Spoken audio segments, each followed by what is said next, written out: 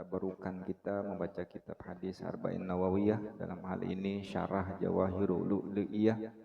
Maka sebelumnya mari sama-sama kita berkirim Al-Fatihah. Kita niatkan pertama, mudah-mudahan Al-Fatihah yang kita baca Allah buka hati kita untuk memahami dengan baik apa yang disampaikan, dan mudah-mudahan apa yang kita dapat mampu kita amalkan bersama-sama. Kemudian kita berniat pula mudah-mudahan Al-Fatihah yang kita baca dihadiahkan pahalanya buat orang-orang tua kita, mereka semua yang masih hidup diberikan kesehatan, keafiatan, kemudahan dunia akhirat, yang meninggal dunia diampuni, dilapangkan kuburnya, diluaskan, diberikan oleh Allah rahmat kasih sayang. Dan mudah-mudahan juga kita berkirim Al-Fatihah kepada pengarang kitab Al-Imam Nawawi Yahya bin Syaraf, kemudian kepada pengarang kitab Jawahirul Lu'lu'iyah Muhammad bin Abdul Latif Al-Jurdani. Mudah-mudahan kita semua dapat keberkahan dari mereka berdua, dari ilmu yang mereka sampaikan, dan dengan madat guru-guru kita mudah-mudahan kita dimudahkan dalam segala hal, terutama dalam memahami apa yang disampaikan oleh pengarang kitab. Hadhihi niyyah al-Fatihah. A'udzubillahi minasyaitonirrajim. Bismillahirrahmanirrahim. Alhamdulillahirabbil alamin. Arrahmanir rahim. Maliki yaumiddin. Iyyaka na'budu wa iyyaka nasta'in. Ihdinas siratal mustaqim. Siratal ladzina an'amta 'alaihim ghairil maghdubi 'alaihim waladdallin. Amin. Alhamdulillah, bersyukur kita kepada Allah pada kesempatan sore hari ini kita kembali bisa berkumpul, bersilaturahim, beramal ibadah, dan mudah-mudahan ini semua hal yang membahagiakan hati baginda Rasulullah sallallahu alaihi wasallam, sebagai bentuk kita semua dirahmati, diberikan taufik hidayah sama Allah Subhanahu wa taala. Kemudian tak bosan pula kita senantiasa berselawat dan salam kepada baginda Rasulullah sallallahu alaihi wasallam. Dengan selawat dan salam tadi mudah-mudahan kita diberikan kasih sayang, keberkahan oleh Allah Subhanahu wa taala. Amin Allahumma amin. Kita lanjut sampai kepada akhir daripada hadis yang keempat ini, kalimat hadis baginda Rasulullah, "Walladzi la ilaha ghairuhu inna ahadakum la ya'malu bi'amali ahlil jannah hatta ma yakunu bainahu wa bainaha illa dhira' fayasbiqu alaihi alkitabu fayadkhuluha ila akhiriha." Jemaah sekalian yang dirahmati oleh Allah, di akhir hadis yang keempat ini kemudian baginda Rasul mengatakan, manakala telah ditentukan takdir oleh Allah Subhanahu wa taala bahwasanya setiap kita itu ada yang mendapatkan keberuntungan, ada yang mendapatkan kecelakaan, tertulis sejak kita berada dalam rahim ibu kita di usia 4 bulan. Maka kemudian Rasulullah menyebutkan, maka demi Allah yang tidak ada Tuhan selainnya, inna ahadakum, sesungguhnya salah seorang dari kalian, la ya'malu bi'amali ahlil jannah, senantiasa sepanjang hidup beramal dengan amalan-amalan orang penduduk surga, hatta mayakunu bainahu wa bainaha illa dzira', sampai atau hingga dia dengan surga itu sangat dekat. Kalau dalam redaksi ini illa dzira', sejengkal lagi masuk ke dalam surganya Allah. Kalau dalam riwayat lain Imam Bukhari mengatakan sehasta. Nah, itu maksudnya bukan kalimat bukan arti yang sesungguhnya. Artinya sangat dekat banget dia dengan surganya Allah dengan amalan-amalan yang dilakukan dia tadi. Fayasbiqu alaihil kitab, tapi takdir dia telah terdahulu. Apa takdir dia? Fayamalu bi'amali ahlin nar, takdir dia di akhir hayatnya dia melakukan amaliyah yang menyebabkan dia masuk ke dalam nerakanya Allah. Bisa jadi karena dia melakukan dosa besar, meninggal dunia belum sempat bertaubat, atau dia melakukan kekufuran, kekafiran di akhir hayatnya sehingga mereka masuk ke dalam nerakanya Allah Subhanahu wa taala. Pun sebaliknya, ada salah seorang di antara kita yang beramal dengan amalan ahli neraka sepanjang hidupnya. Bahkan dia dengan neraka itu cuma sejengkal lagi, begitu dekat dia dengan neraka. Karena hidupnya dipenuhi dengan kemaksiatan kepada Allah. Tapi takdir Allah telah tertulis di akhir hayatnya, dia dalam keadaan orang yang diselamatkan. Dia mati dalam keadaan husnul khatimah, bisa jadi karena dia bertaubat sebelum ajal datang menjemputnya dengan dosa besar yang dilakukannya, atau dia beriman kepada Allah Subhanahu wa taala di akhir hayatnya sehingga dia masuk ke dalam surganya Allah. Jamaah sekalian yang dirahmati oleh Allah Subhanahu wa taala. Maka Syekh Muhammad bin Abdul Latif Al-Jurdani kemudian mengatakan, kata beliau,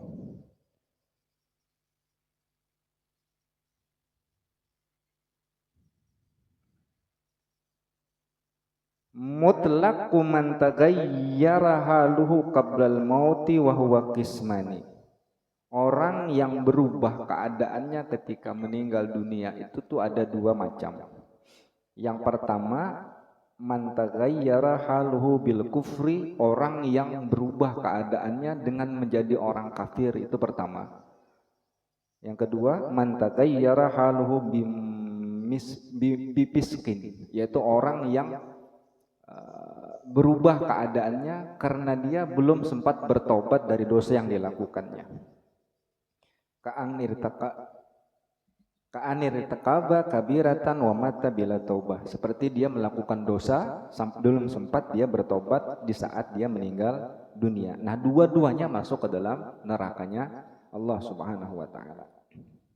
Maka kemudian pengarang kitab kemudian menuliskan dua cerita di sini. Ceritanya dua-duanya mirip, saya ambil satu aja, saya langsung ceritakan.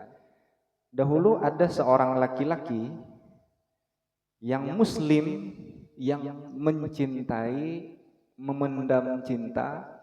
Apa sih bahasanya Mas Jali, Bang Jali, kalau orang tuh jatuh cinta tapi dipendam cintanya itu apa? Enggak tahu. Orang ini sedang jatuh cinta dengan perempuan tapi dipendamnya rasa cinta itu. Pernah Bang Jali seperti itu? Yang ada di rumah itu yang dicintai atau yang dipendam? Atau yang baru aja? Oh, yang lama.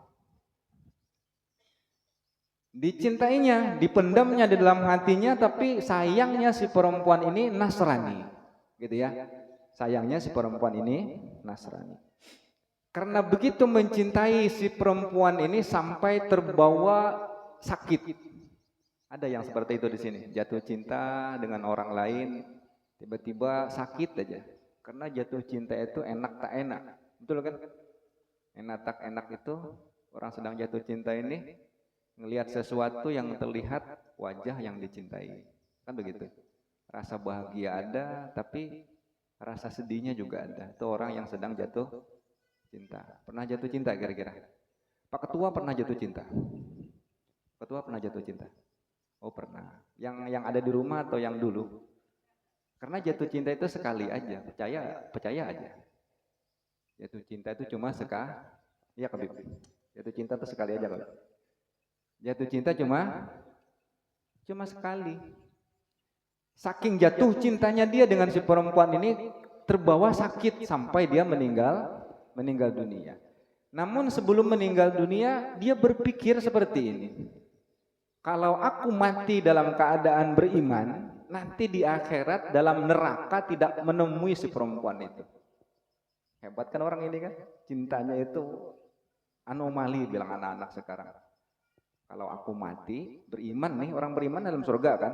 Orang tidak beriman dalam neraka. Sekira dia nanti ketemu di akhirat, walaupun dalam neraka, akhirnya dia merubah keimanannya menjadi orang Nasrani.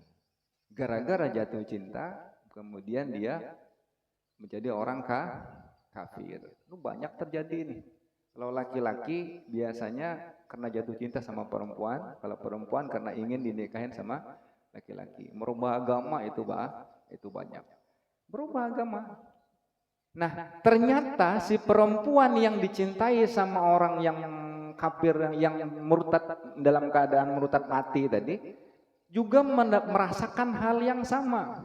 Dia juga mencintai si laki-laki itu, tapi tidak mampu mengungkapkan. Paham ceritanya? Si laki-laki sedang jatuh cinta sama si perempuan ini, si perempuan ternyata juga sama. Namun sama-sama tidak mengungkapkan. Nah, si perempuan tadi berpikir kalau seandainya aku mati dalam keadaan beragama Nasrani, aku tidak akan mungkin dikumpulkan sama Allah dalam surganya Allah. Akhirnya dia merubah keyakinannya untuk beragama Islam. Bisa paham ceritanya?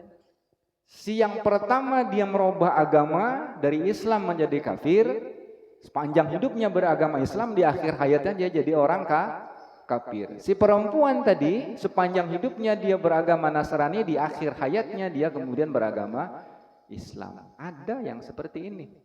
Nah, makanya inti dari akhir kalimat yang disampaikan baginda Rasul Shallallahu Alaihi Wasallam ini, bahwasanya amal itu tergantung pada akhir kehidupan kita. Nah, makanya jangan sampai kita merasa sombong dengan amal ibadah kita. Kita di akhir belum tahu. Kan begitu kan? Mati dalam keadaan husnul khatimah atau su'ul khatimah. Dan ketika kita melihat orang lain melakukan dosa kesalahan, maka jangan sampai kita memvonis orang tersebut tidak mendapatkan kasih sayang rahmat Allah. Kenapa? Karena bisa jadi orang tersebut disayangi oleh Allah di akhir hayatnya, dia mati dalam keadaan husnul khatimah. Kemudian kita pun ketika kita berada dalam kesalahan, dosa-dosa kita lakukan, maka jangan sampai kita berputus asa dengan rahmat Allah. Karena begitu mudah buat Allah nanti di akhir hayat merubah kita, sehingga kita mampu bertobat kepada Allah, dirahmati kita, diterima tobat kita, dan kita yang berdosa sepanjang hidup nanti mati dalam keadaan husnul khatimah. Makanya kata Imam Al-Busri di akhir ayat, di akhir bait yang ke-10 itu mengatakan, ya nafsu la taqnati min zallatin azumat, innal kabaira fil gufrani kalamami. Wahai diri, jangan pernah berputus asa dari dosa yang telah kau lakukan menggunung tinggi, dari dosa yang telah kau lakukan seluas samudra. Kenapa? Karena bagi Allah, keampunan Allah itu dari dosa banyakmu itu laksana dosamu seperti buih yang ada dalam samudra kasih sayang rahmat keampunan Allah. Paham ceritanya ya? Nah, maka kemudian pengarang kitab menyebutkan beberapa hal jadi penyebab orang mati dalam keadaan su'ul khatimah. Kata beliau, wa qala ba'duhum al-asbabul muqtadiyatu li su'il khatimah wal iyadu billahi ta'ala arba'atun. Berkata oleh sebagian ulama, sebab-sebab yang membawa seseorang kepada mati dalam keadaan su'ul khatimah itu ada 4, kata beliau. Yang pertama, at-tahawunu bis salati, ay takassulu an fi'liha. Orang yang malas untuk mengerjakan sholat, malas mengerjakan sholat. Ini termasuk tanda orang bisa mati dalam keadaan su'ul khatimah. Yang kedua, wasurbul khamri, minum minuman khamar atau apapun yang memabukkan, mau cair kah, mau pil kah, mau yang luar negeri kah, mau yang dalam negeri kah, mau yang oplosan kah. Oplosannya apa biasanya Bang Jalil? Komik campur apa? Bodrik apalagi? Kuku Bima. Oh, hafal ya. Banyak itu di sawitan, betul ya? Banyak di tengah sawitan. Makanya ulun pertama kali ketemu itu nanya sama orang yang panen di sana. Jujur ulun dengan bubuhan siden itu kan bahasa orang Jawa kan. Pikir Mas, apa maksudnya? Kenapa ini kok banyak betul komik? Apakah kalian sakit kan begitu kan? Jadi bilang mereka, bukan kami Pak, ini bukan kami. Ternyata anak-anak sedang ngoplos minuman. Komik campurnya macam-macam, diminumnya jadi mabok. Nah, orang yang mabok ini terus-menerus mabok, tidak bertobat kepada Allah, tanda nanti bakal mati su'ul khatimah. Mau yang sabuknya kah, mau yang jenis apanya kah, sama seperti itu. Yang ketiga, wa'adal muslimin, menyakiti orang Islam. Menyakitin dengan kata-kata, menyakitin dengan status yang kita buat, menyakitin dengan apa aja.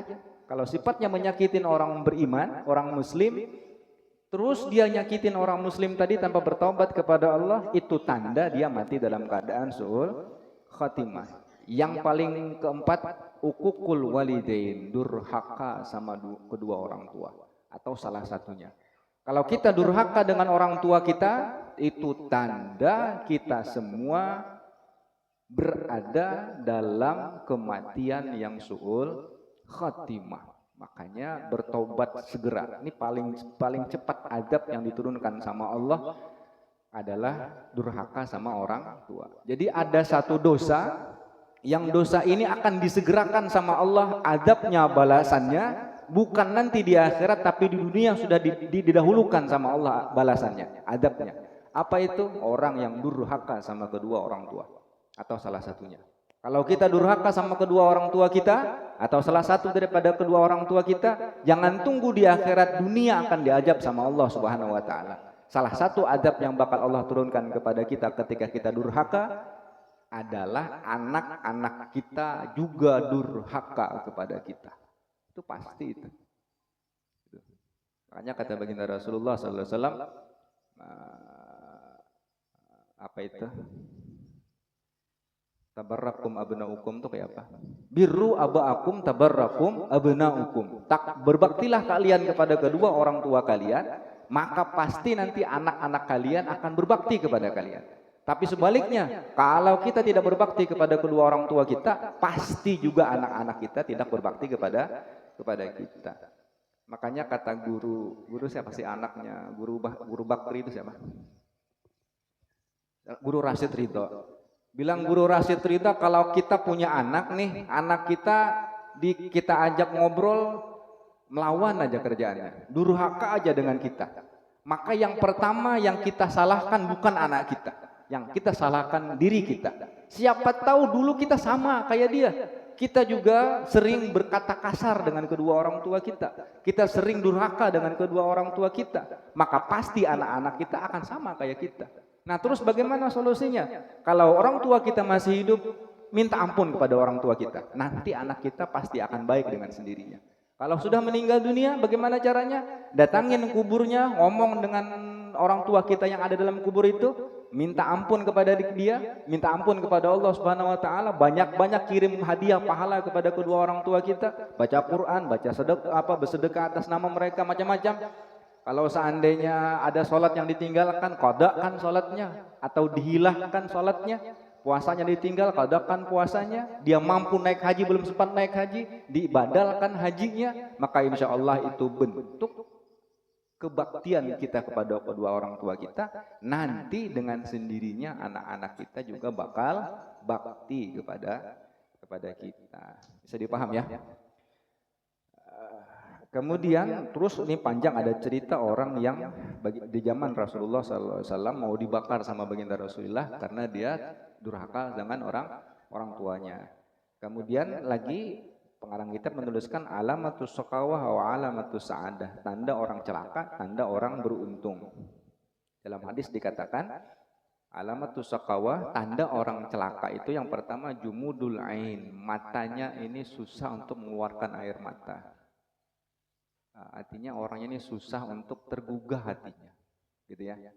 Ada orang tabrakan, yang dilakukannya bukan nolong orang itu, ambil handphone pasang di status. Ada ya seperti itu orangnya kan? Ada kan zaman sekarang, demi konten. Nggak ada empatinya dalam hati itu, nggak ada. Nah, orang seperti itu tanda celaka dia, gitu ya.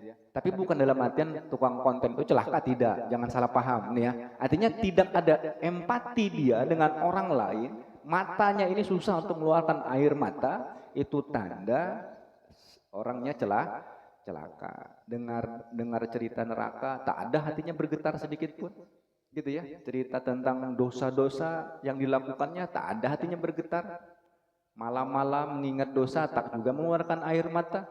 Nah, orang seperti itu tanda celaka. Yang kedua, wakaswatul qalbi, hatinya keras. Yang ketiga, hubud dunia, cinta dengan dunia. Ini condong dia dengan dunia. Bukan dia meninggalkan dunia, tapi prioritas hidupnya dunia. Nah, itu orang seperti itu adalah tanda celaka. Kemudian tulul amal, panjang keinginan. Pengen punya rumah, sudah punya rumah, pengen rumah yang besar lagi. Pengen punya mobil yang banyak, pengen punya sawit yang berhektar-hektar. Padahal panjang cita-cita aja, gitu ya. Nah, orang seperti itu tanda celaka. Nah, tanda beruntungnya apa? Junun An-Misri mengatakan tanda orang selamat itu ada yang pertama hubus solehin, cinta dengan orang-orang soleh. Nah, kita berkumpul di sini, insya Allah tanda cinta dengan orang soleh. Kenapa? Kalau saya ya tidak soleh, tapi minimal datangnya Bapak Ibu semua karena murdah Imam Busiri itu tanda kita ingin dekat dengan Imam Al-Busiri. Hari ini saya baca kitab Imam Nawawi atau Imam Muhammad bin Abdul Latif Al-Jurdani, orang soleh, maka itu tanda kita sedang berkeinginan untuk dekat dengan orang soleh. Itu tanda kita itu cinta dengan orang soleh. Kemudian yang kedua, wadunu minhum, mendekat dengan mereka. Jadi kita cinta dengan orang soleh itu jangan menjauh, tapi dekatin mereka. Mendekat ini ngambil berkah dengan mereka, ngambil ilmu dengan mereka. Nah, seperti itu. Kemudian yang ketiga watilawatul Quran, membaca Al-Quran. Sehari minimal 100 ayat. Banyakkah 100 ayat? Yasin itu 83 ayat. Al-Waqiah 94 ya. Waqiah berapa? 94 ya. Waqiah 94. Al-Muluk 30. Berapa itu? 83, 94, 170. 100 berapa itu? Pokoknya lebih 100 lah ya. Lebih 100. Yasin, Waqiah, Al-Muluk. Yasin misalnya habis subuh, Waqiah habis maghrib, Al-Muluk misalnya sebelum mau tidur. Kan seperti itu. Lebih 100 sudah. Nah, itu tanda kita membaca Al-Quran. Kemudian wasahrul lail, kemudian bangun malam. Bangun malam itu tidak mesti harus banyak. Tadi malam saya yakin banyak yang bangun malam ini. Ya kan? Ya Bang Jali. Siapa yang menang malam tadi? Lamine Yamal, Spanyol. Berapa? 1-0. Nah, tahu kan? Berarti bangun kan dia tadi malam? Tapi bangunnya bukan buat itu. Ya, bangunnya bukan buat nonton bola. Pak Ustadz, saya nonton bola sambil berzikir, ya Allah, baiknya, oh ya Allah, kan itu kan. Terserahlah, pokoknya kalau bangun untuk kebaikan, insya Allah itu baik. Tapi kalau bangun buat tidak ada kebaikan di dalamnya, maka itu tidak ada artinya. Kemudian wa mujalasatul ulama, dekat dengan ulama, duduk dengan ulama. Kemudian lembut hatinya, itu tanda orang yang beruntung. Yang terakhir Bapak Ibu semua, Allah Subhanahu wa taala dalam kitab ini juga disebutkan sangat jarang ada orang yang hidupnya baik sepanjang hidup tiba-tiba mati dalam keadaan su'ul khatimah, sangat jarang. Tapi ada, tapi sangat jarang. Tapi orang yang hidup sepanjang hidupnya dosa, kemaksiatan atau kafir aja, kemudian mati dalam keadaan husnul khatimah, beriman, diampuni sama Allah, itu sangat banyak. Itu sangat banyak. Jadi makanya kata baginda Rasulullah, apa kalimatnya ya? Sallallahu alaihi wasallam. Intinya begini. Malu beramallah kalian, kata baginda Rasulullah. Kalimat lupa saya hadis itu bagaimana. Beramallah kalian, kenapa? Karena kalian itu ketika diciptakan oleh Allah dalam surga nanti, maka dia akan dimudahkan hidupnya beramal soleh. Tapi kalau orang ini diciptakan sama Allah untuk masuk neraka, maka hidupnya dipersulit oleh Allah untuk melakukan amal soleh. Paham maksudnya ya? Jadi tanda nanti kita nih ke surga kah, ke neraka kah? Lihat hidup kita sekarang, bercermin kita dengan hidup sekarang. Kalau dimudahkan oleh Allah kepada kebaikan, itu tanda kita dapat rahmat Allah. Tapi kalau kita dipersulit oleh Allah dalam melakukan kebaikan, artinya hati kita tidak tunduk untuk mematuhi perintahnya Allah, Itu tanda kita mendapatkan kecelakaan. Dan biasanya orang mati husnul khatimah, su'ul khatimah itu karena meremehkan perintahnya Allah Subhanahu wa taala, meremehkan. Terakhir nih saya cerita, ada zaman Qarun, jam berapa ini? Sudah jam mana HP tadi ya? Jam 17.46, 5 menit lagi ya, enggak apa-apa ya. Cerita Qarun, siapa tahu Qarun di sini? Qarun tahu Qarun? Apa sebabnya Qarun dimurkai sama Allah? Sombong, menimbun harta. Apakah di sana mulainya? Ternyata tidak. Syekh Ihsan Jampes dalam kitab beliau Sirajut Thalibin. Sirajut Thalibin ini kitab sarah dari Minhajul Abidin Imam Ghazali.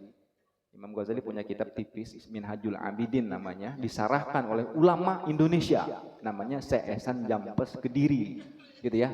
2 jilid, kitabnya kurang lebih seperti ini, satu jilidnya 2 jilid, kitab Sirajut Thalibin. Di juz yang kedua, di jilid yang kedua, beliau menceritakan cerita tentang Qarun. Qarun ini ternyata mulanya dia dimurkai sama Allah Subhanahu wa taala bukan karena langsung sombong, dia merasa paling kaya, dia memusuhi Nabi Musa, dia kemudian memfitnah Nabi Musa, dia bukan itu. Awalnya dia meremehkan satu perintah Allah yang kelihatannya remeh-temeh. Pada masa itu Nabi Musa alaihissalam diperintahkan sama Allah Subhanahu wa taala untuk memakai atribut selendang. Selendangnya tadi dikasih benang, salah satu benangnya ada benang berwarna hijau. Paham maksudnya? Kalau kalian pakai selendang, maka gunakan 4 benang, salah satu benangnya atau ujung benangnya pakai benang hijau atau benang biru, karena dalam kalimat itu mengatakan hijau yang seperti warna langit, berarti biru kan? Ya, hijau yang berwarna seperti warna langit. Supaya apa? Ketika kita memandang langit, kita ingat dengan Allah. Ketika kita memandang benang biru tadi, supaya ingat dengan Allah. Apa kata Qarun? Ini ajaran apa yang seperti ini? Cuma perintahnya buat apa? Paham dah ini? Coba kita kalau pakai logika kita, ini fungsinya apa? Kan begitu kan? Kalau kita mengandalkan akal kita, Allah memerintahkan memakai benang hijau nih buat apa? Kan seperti itu kan? Nah, meremehkannya dia dengan hal yang diperintahkan sama Allah walaupun tidak ada arti menurut dia begitu. Ternyata inilah penyebab dia dimurkai sama Allah Subhanahu wa taala. Bisa dipaham enggak maksudnya? Bisa ngerti ya? Artinya apapun perintah Allah, kalau itu dosa kecil sekalipun jangan diremehkan. Paham? Gitu ya? Apapun larangannya Allah Subhanahu wa taala, walaupun larangan ini makruh sekalipun, gitu ya, jangan diremehkan. Kenapa? Karena bisa jadi itu mulanya Allah murka dengan kita karena meremehkan sesuatu yang tidak disukai sama Allah Subhanahu wa taala. Ini mungkin yang bisa kami sampaikan. Mudah-mudahan Allah merahmati kita, memberkati kita. Permintaan kita mudah-mudahan kita mati dalam keadaan husnul khatimah. Amin Allahumma amin. Wabillahi taufiq wal hidayah. Assalamualaikum warahmatullahi wabarakatuh. Waalaikumsalam warahmatullahi wabarakatuh. Assalamualaikum warahmatullahi taala wabarakatuh.